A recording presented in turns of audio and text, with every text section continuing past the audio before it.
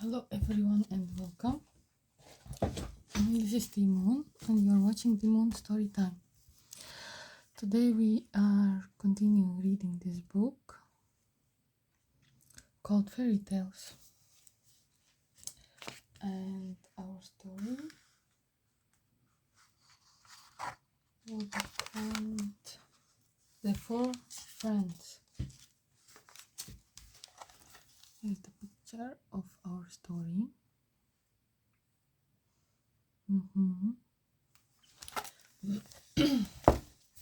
Excuse me.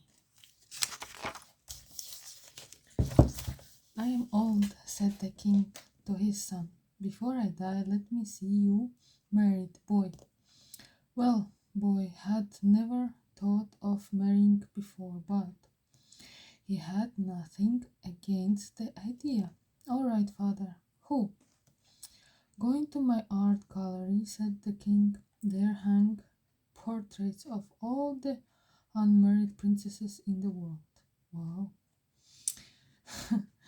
Choose one and I will arrange everything. It seemed a good way to buy a carriage or a horse, not such a good way to choose a wife. But boy was an obedient son. He took the key from its lock, unlocked the long gallery, and walked the length of the room, to and fro all afternoon. Some were well fat, others being tall thin. There were ugly pretty and pretty ugly princesses. Lovely. Tall ones whose ankles showed, squat ones like pink merengues. There were even some handsome, elegant girls whom the prince studied hard. But at the end of the room, one portrait had been covered, hung with a dust sheet, and there was a notice beneath it, which read, "Look not here." What would you have done? So did boy. He gave the cloth a tug, and down it fell. Then he looked, and he looked again. "You are the one for me," he said. And the girl in the picture covered her sad face with her hands and turned away with a series of bangs. All the other portraits fell from the wall, face down on the carpet. Boy's father was not angry. He was heartbroken.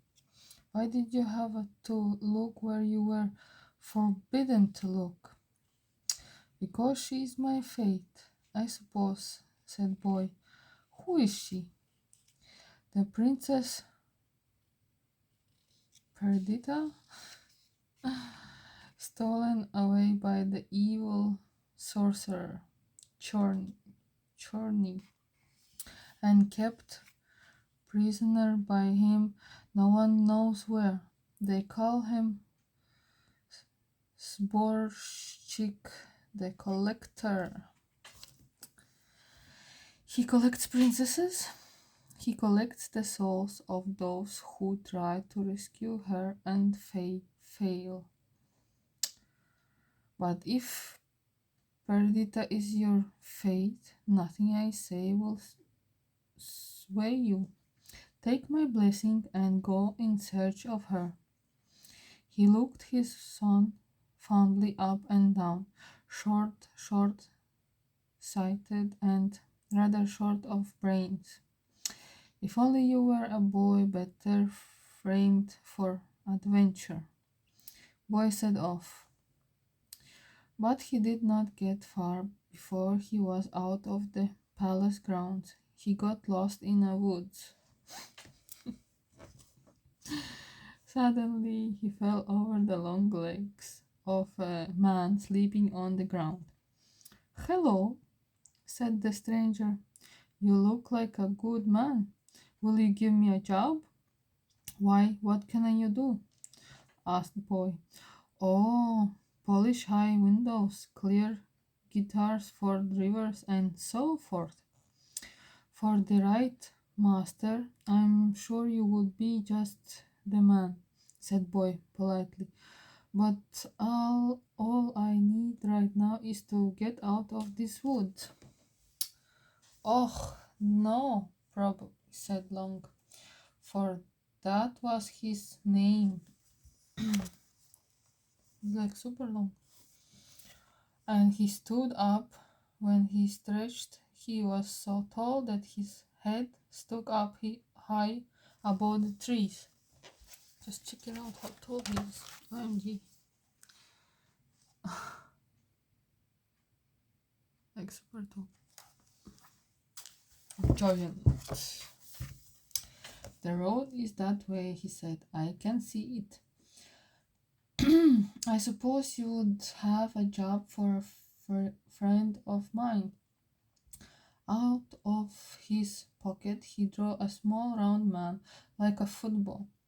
Why, what can he do?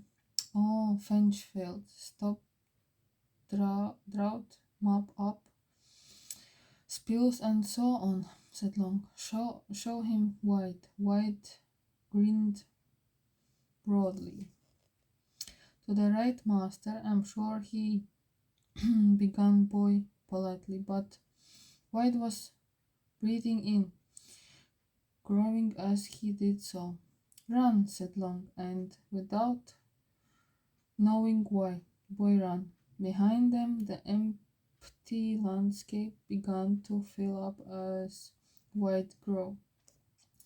First White's chest swelled, then his belly, then his head and legs and arms, until just by breathing in he had grown to the height of small mountain. With a sandwich blow of boy's hat, he shrank back to normal size, saying, "It's an honor to work for you, sir. I suppose you wouldn't have a job for a friend of mine."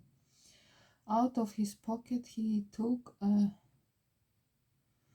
diminutive man in leather shorts and an alpine hat. Mhm. "Why is he wearing that blindfold?" asked Boy. "Is he blind?" "Not exactly," said White. "Well, I'm sure to the right master he would be just the man, but all I need right now is to find the princess, Perdita." "Easy peasy," said the diminutive man, whose name was Quick Eye. Long stretched up all and held Quick Eye in one hand above his head. Quick Eye took off the blindfold and looked in every direction. "Without this blindfold, my gaze is so piercing that I tend to set light to things," Quick Eye explained. "Ah, yes, there she is, in the ebony fortress among the hills of coal beside the Black Sea. Hmm. Oh dear, she's crying, poor soul." Then White put Quick Eye back in his pocket, and Long put White into his pocket, and taking Boy by the scruff of his jacket, set off in the direction of the fortress. His legs were so long that they got there in no time. A notice was taken to the door. It said, "Let him who would have her keep her. Let him who would take her hold her. Let him who would try succeed or die." Go in, do," urged the voice behind them. The door is not locked. It was the sorcerer, Chorny. Permit me to show you round my humble home. Warily the four friends went inside, and Chorny led them through his fortress. In every room, on every stair, stood strange ebony statues. What carving! Exclaimed Boy. They could almost be real. They were, said Chorny. Before, like you, they tried to save the princess. There is a forfeit, you see. If you cannot keep the princess by you till morning, you must pay a forfeit. Boy gulped. He could see now. The stone figures were frozen in the very act of running or falling, drawing their swords or cowering in fear. Princess Perdita was even lovelier than her portrait. How lovely. Her skin was peachy soft, her mouth as luscious as watermelon, her eyes grape blue, but she did not move a muscle. Round her waist were three bands of iron without clasp, without padlock, without hinge. And bound by the iron, the princess could neither speak nor move. She looked at Boy with large, imploring eyes which seemed to say, hopeless. It is impossible. Guard her well, young man, said Chorny, with a heartless snicker. Unless I find her here with you in the morning, your soul is forfeit to me, and your body to my collection. As night fell, they were left alone in the topmost room of a coal-black tower. As soon as Chorny was gone, Long took White from his pocket, and White swelled to the size and shape of the door to lock it. Long wound himself around the tower to guard it. Boy took hold of Perdita's hand, and they all agreed to keep awake. Ah, but there was magic at large. By midnight they were all sound asleep, all except the princess, whose eyes could not close, but whose lips could not speak a word.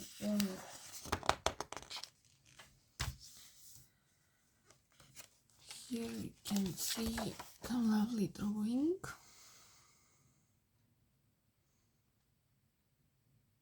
Yeah. In the morning, to Boy's horror, she said she had gone. He sat down on the floor and wept. I'm done for, and there's nothing to be done. Quick, quick, quick eye, said Long, look and tell us where she is. The littlest of the four friends took off his blindfold. There were four windows in the tower, one looking north, one south, one east, and one west. From the north window, Quick Eye could see Chorny coming, hurrying to climb his fourth fate.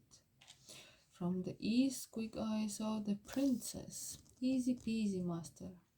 100 miles from here is a forest, and in the forest is an oak tree, and the oak tree is an acorn. And in the acorn is the princess. No problem, said Long. I'll just go and fetch her back. And so he did, his long legs covering the ground faster than thought. By the time Chorny had climbed the winding stair. The princess was hand in hand once more with boy, a sprinkling of a oak leaf in her hair. Charney could hardly believe his eyes. With a dull clunk, one of the iron bands round the princess's waist fell to the ground, and she was able to move her hands. 2 nights more you must endure, raged the sorcerer. Then, recovering himself, he gave a slow, leering smile. In the meantime, that love story is very long. Gentlemen, do please enjoy the comfort of my home. Next night,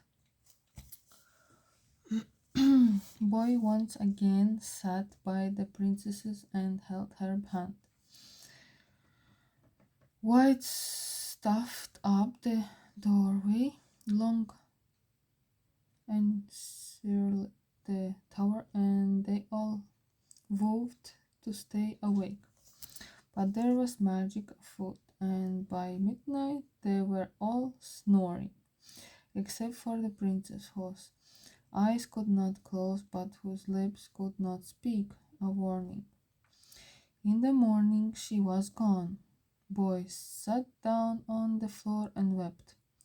Then I'm done for, and there's nothing to be done. Quick, quick, Quick Eye, said Long. Quick Eye ran to the northern window.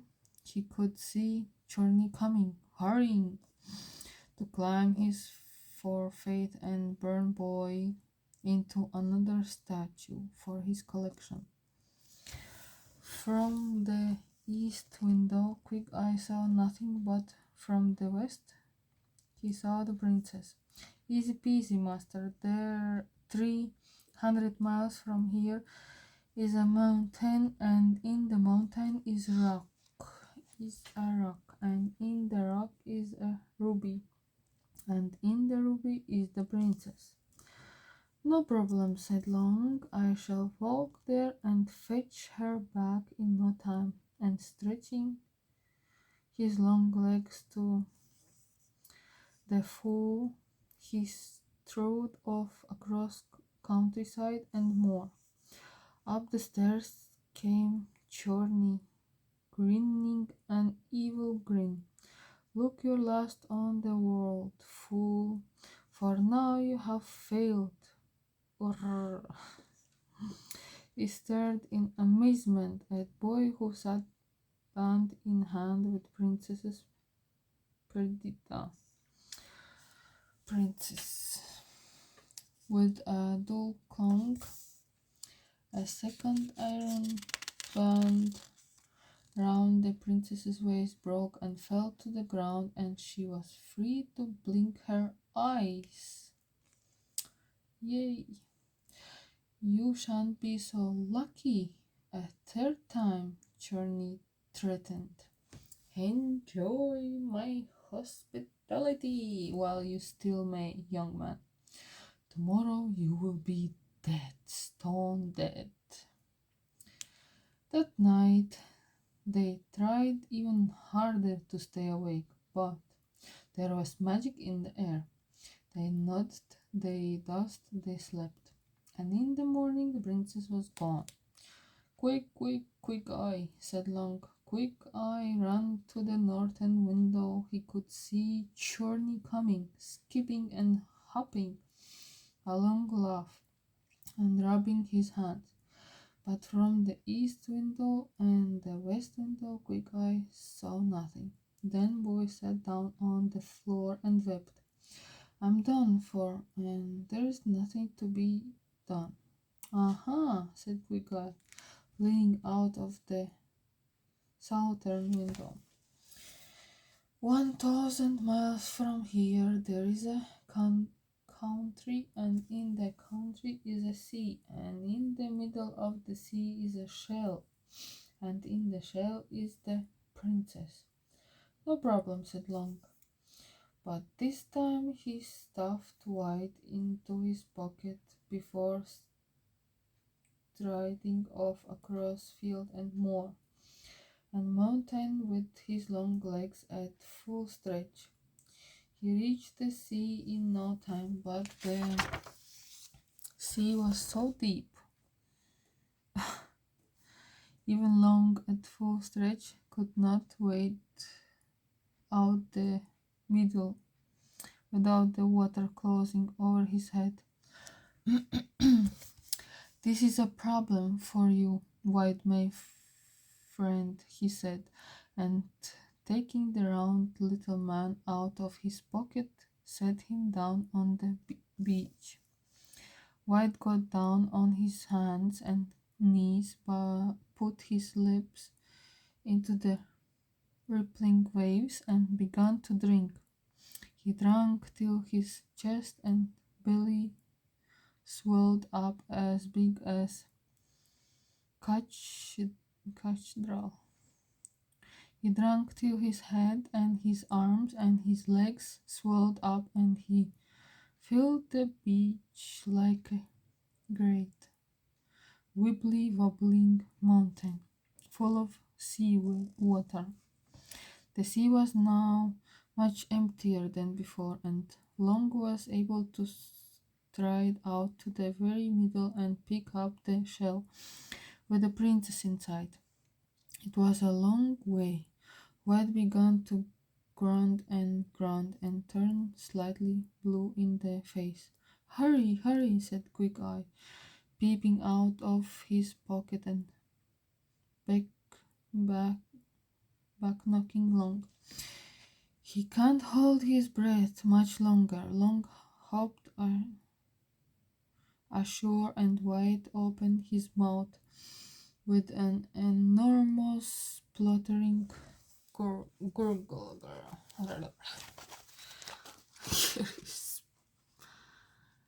Spitting out the sea water. Out came sea water, sinking more boats, scattering shoals of fish, frightening the mermaids. The sea returned to its normal level, and the three friends set off for the Hill of Coal and Chorney's ebony fortress. But emptying the sea had taken time, and they were 1,000 miles from Boy. Peering ahead from Long's hair, Quick Eye said, "We are never going to get there in time." Chorney is already climbing the stairs. I do believe we have failed our friends. Boy heard the wizard's feet on the stairs and shuddered. He ran to the southern window, but there was no sign of his friend, no sign of the princess. Now he would have to pay the price of failing. Now Chorney would turn him into a statue.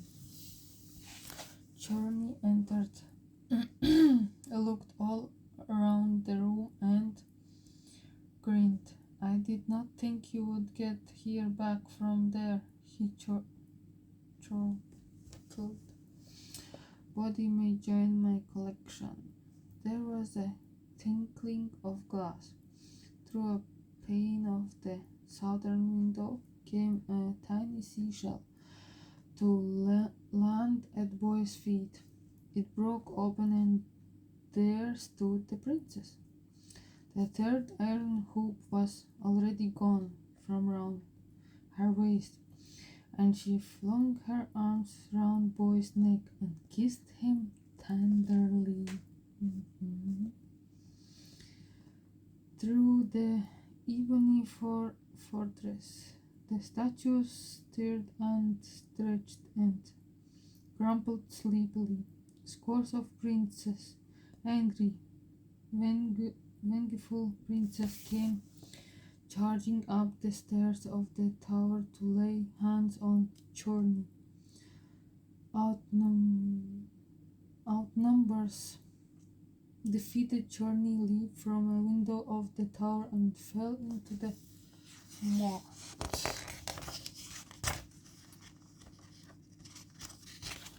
Now everything comes to an end. Just as Long and Wide and Quick Eye got back from their day out at the seaside.